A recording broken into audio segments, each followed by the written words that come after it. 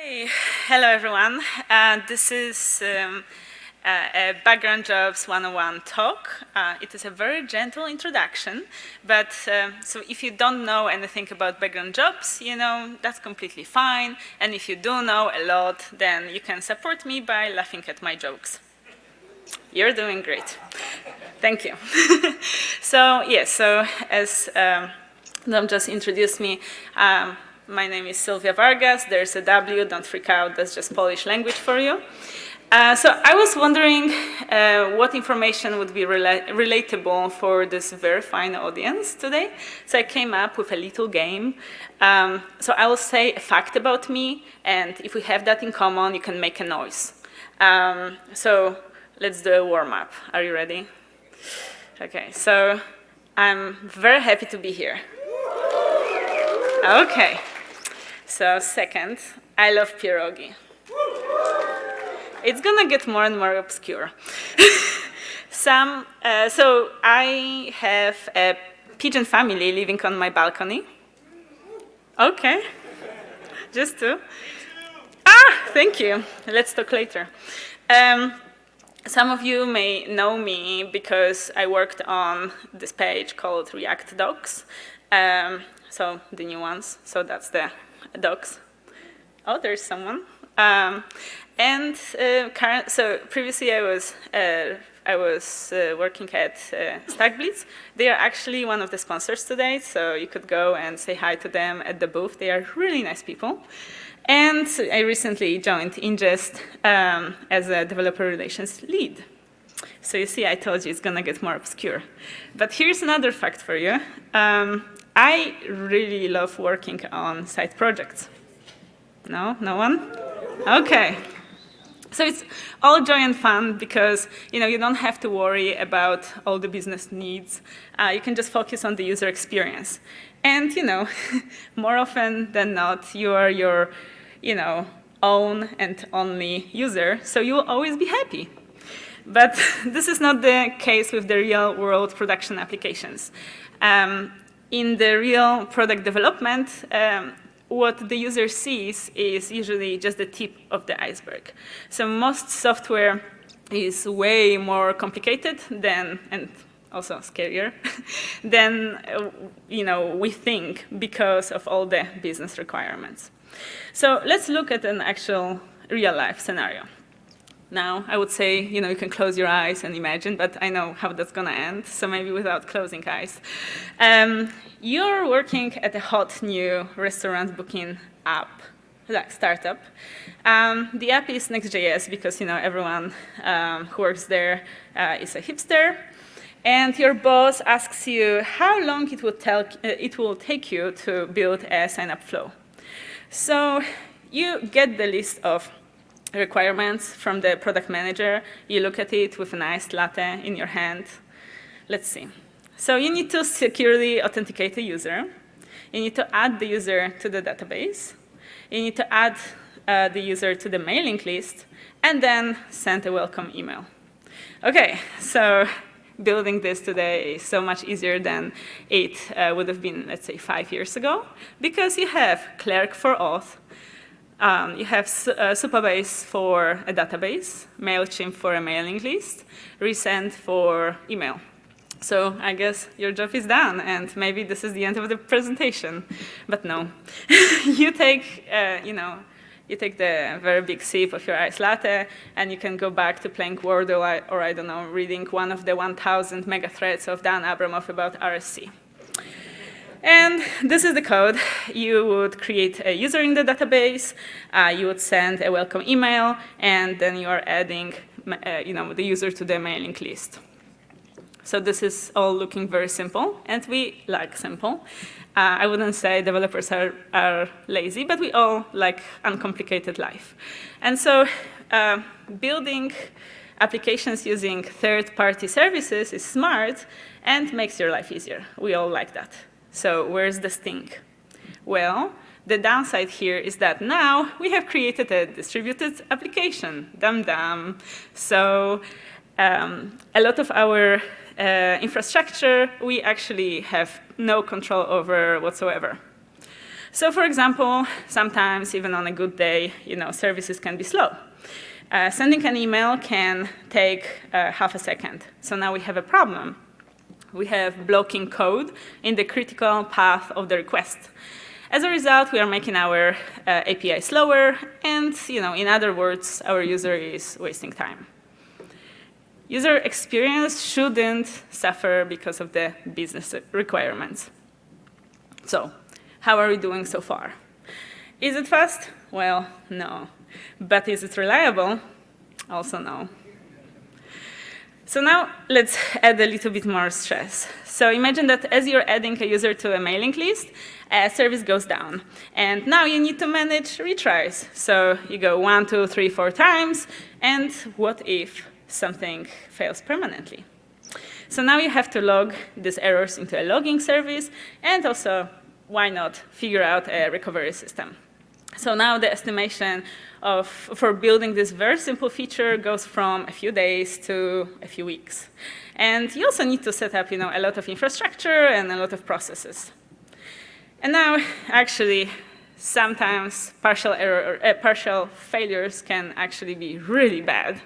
So you've added the user to the database, but let's say you haven't sent them the email. So now we have 3 scenarios. First, you can just ignore the error, which means that the user is not on the mailing list. Second, even worse, you can show the error to the user, and maybe it will lead to the lost customer. And third, the worst of all, are you ready? The user will actually try to sign up again. So let's assume that we are in the third scenario. The user gets the error and tries to sign up again. But now we are actually getting the db.user.create erroring out because there's a duplicate. So good luck recovering from that. But this is the mess, actually, we are in, right? So the app actually takes forever to work. It takes me forever to build. I will be slower at my work because now I have to deal with all the support backlog. And we are still not even dealing or touching the persistent failures. So everyone is unhappy. I am unhappy. My boss is unhappy. I am losing sleep. Everyone is stressed. But there's a solution. We can make our code faster and more reliable. So let's move the non-blocking tasks to background jobs. This means that the tasks that are synchronous will become async. Now, in order to schedule async tasks, we would typically reach for a queue. Queues are great in data-intensive processes that don't need to run on the main thread because they execute asynchronously. In lay terms, you can think about queues working like this. You know that once you add something to the queue, it will reach the destination one by one. And what's happening in the queue does not impact other parts of the infrastructure. So the delivery is guaranteed. But what happens when the actually message reaches the consumer is up to you. So the drawback here is that once you take something from the queue, the rest is on you, and the queuing service just doesn't care. So this means that the queues were great when your application is simple. But when it grows in complexity, when you get successful, or when it's distributed, you all of a sudden need to worry about a whole wealth of additional infrastructure you need to build. Like, for example, concurrency, because you want to be able to control how many steps are executed at one time. State persistence, because now that you are dealing with a complex application, you will have to share state across different queues and also different functions. And then error handling, because what if actually another service provider has an outage? So now you need to include retries for failures and timeouts. So this is already a lot of work, and I'm already tired with this slide. But there's a better solution. And that's durable workflow, which combines durable execution and flow control. So durable execution is similar to message queues. You will see the similarities. So instead of having to decouple your reliability infrastructure from your application, you can define it all as a part of your code. Durable execution is now actually a very trendy paradigm, which is fitting for this very trendy conference. And in this talk, I will be mostly talking about Ingest, but there are also other providers. In fact, Cloudflare just announced the other day that they will be releasing durable workflows. And fortunately, the good news here is that Cloudflare's API is the same as Ingest. So you can actually just go ahead and play with it right now. OK, so anyway, let's move non-blocking tasks to background jobs. So first, you would add Ingest to the project. Ingest is a reliability layer for your app. With Ingest, you would define functions or workflows using its SDK right in your own code base, and then serve them through an HTTP endpoint in your application.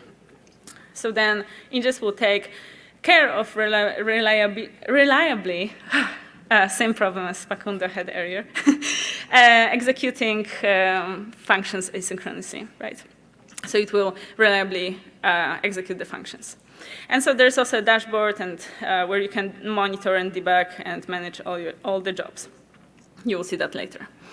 And so this is how our app looks right now. And we're going to add the reliability layer, which is Ingest.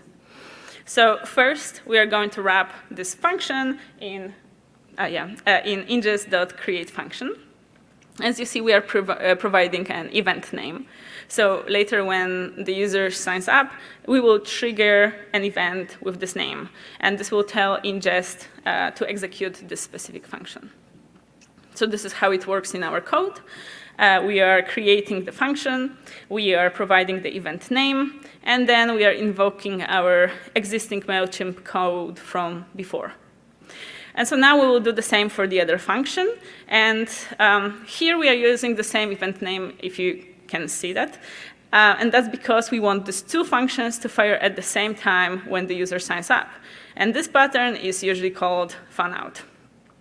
And so now, when the user clicks on the button, we will send the event to Ingest. So this is how it looks in the code. Instead of invoking these functions directly, we will trigger an event in Ingest. And so, like I mentioned before, we expose our functions to Ingest via an endpoint. Ingest will then use this endpoint to execute the specific functions where the time is right, or when the event was triggered. And this is the endpoint. Ingest will use it to download the function definitions and to execute them. So now here we can see the complete flow. So Ingest calls the correct functions at the precise time you want.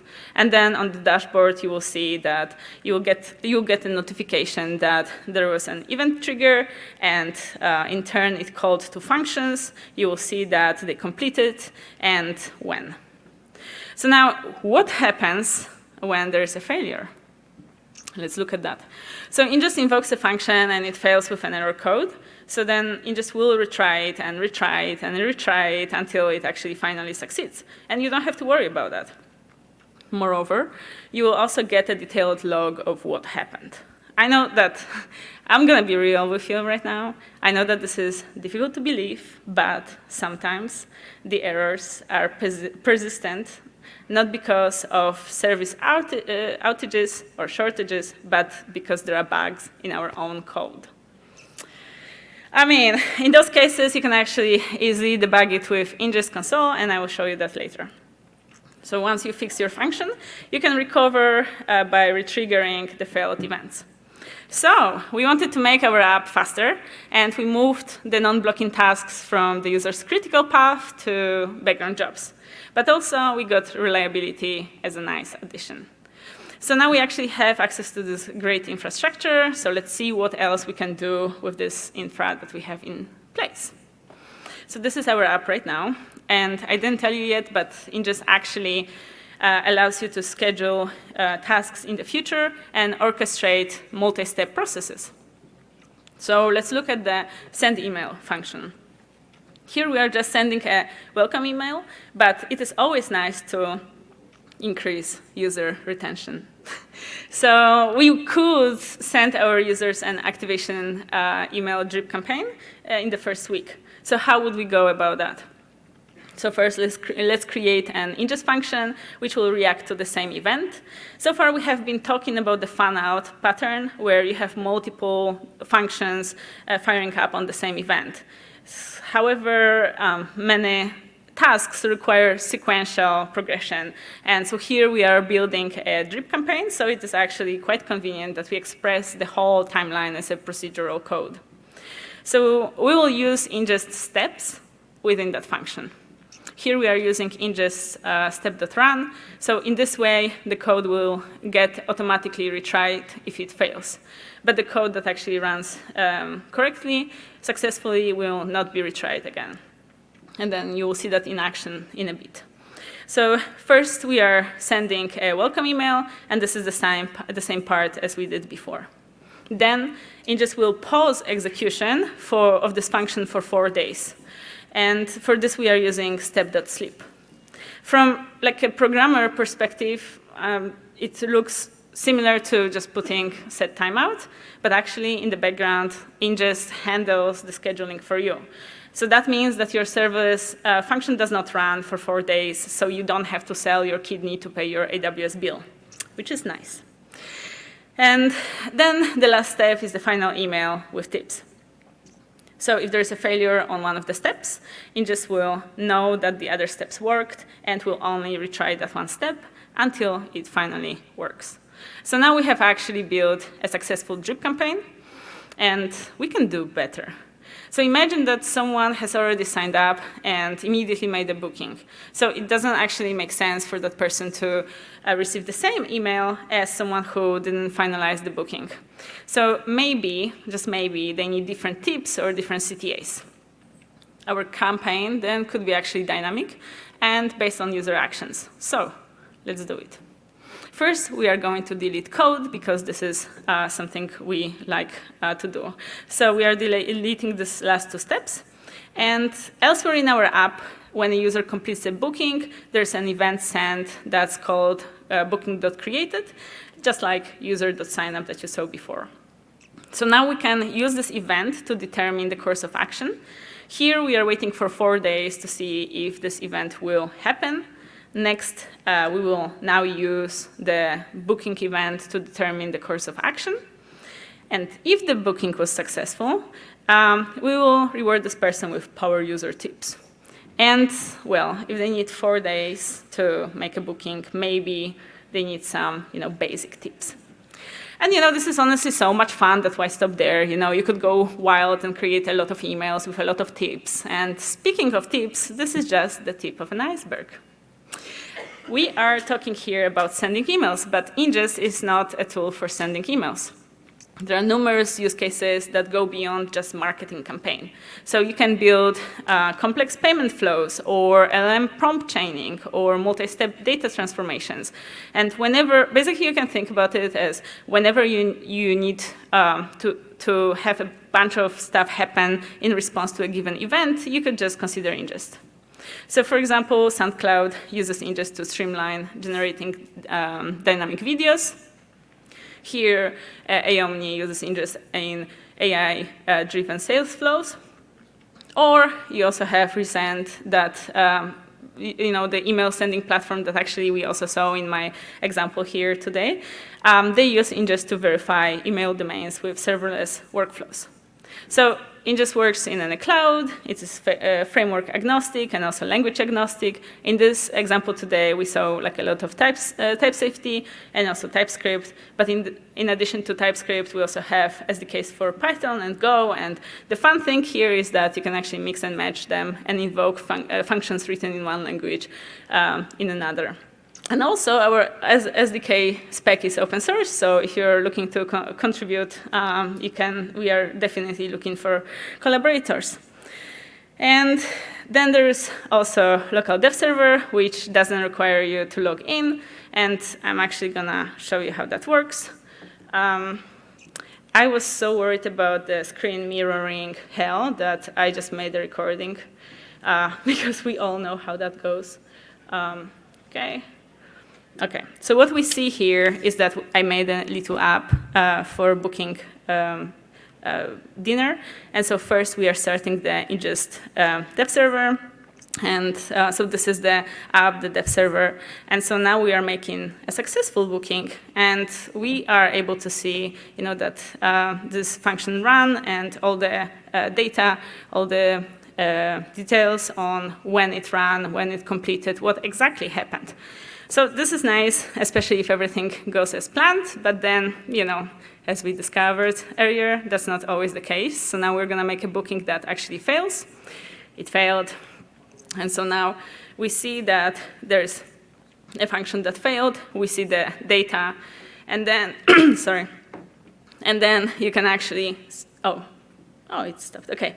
And so then, so you have the data, and then you can actually see what happened. So you see the error that is bugging out. But also, so it is also pointing exactly where the problem is. And also you see that this function is to be retried again and again. So now we know, what hurts our application. So we can, go to the specific place in our code and discover that we're not very good at coding. And so, yeah. So, one second. Yes. So, I spoke here a lot about Ingest, but actually this talk is not only about Ingest. When building real-world production applications, reliability is really important. Not only does it keep your users happy, but also your team becomes more productive. And you, as a developer, you are less backed down by maintenance or operations. But achieving reliability is hard. If you ever had to build a reliable system at scale, you know the amount of iteration and infrastructure work that goes into that. And in this example, we use Ingest as a reliability layer. But whether or not you want to use third-party solutions, sooner or later, you will end up needing one, especially if you are successful. So reliability is like security. You can think about it like security. It's really hard to add afterwards. So baking it early on into your architectural choices actually maybe is a good idea. So in times like this, when engineering budgets and headcounts are being cut, we, as individual engineers, need to do more with less. So as, just as you are probably outsourcing your mailing list or email sending to cloud vendors, it is worth asking yourself, do you really want to be in the business of operating your own queues? And Matthew Drucker here, the CTO of SoundCloud, thinks you shouldn't.